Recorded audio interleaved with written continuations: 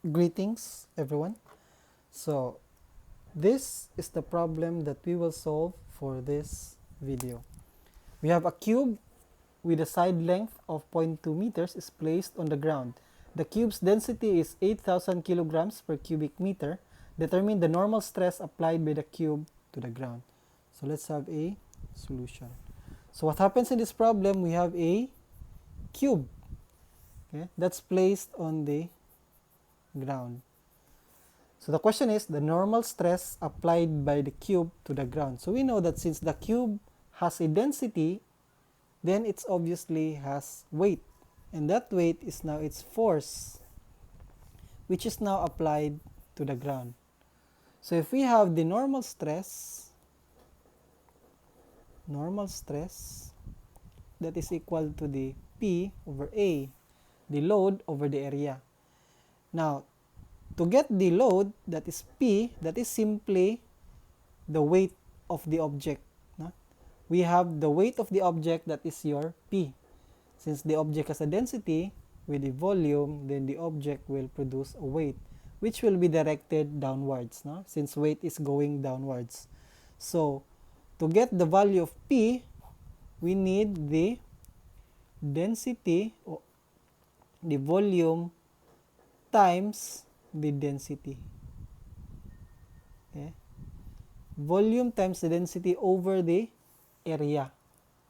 So we already have the volume, it's a cube with a given side.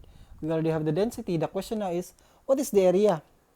The area is simply the area of contact, or what is the point of contact with the cube and the ground.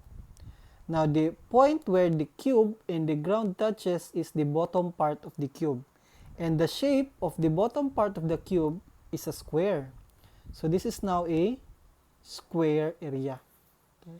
It's a square area since it is the area that touches the ground. The part of the cube that touches the ground, that is your square area. That is now where the normal stress or the load will be applied to create the normal stress. We have the volume, that is 0.2 cube, that is the volume of a cube. The density is 8,000 all over the area of the square. It has a side of 0.2 by 0.2, so that is 0.2 squared. So we can simply cancel out for the squared and cube, so we'll have 0.2 times 8,000. So we have 0.2 times 8,000, 0.2 times 8,000, you have 1,600. A unit of, this is kilogram per cubic meter times this, the unit below becomes m squared, the unit here becomes m cubed.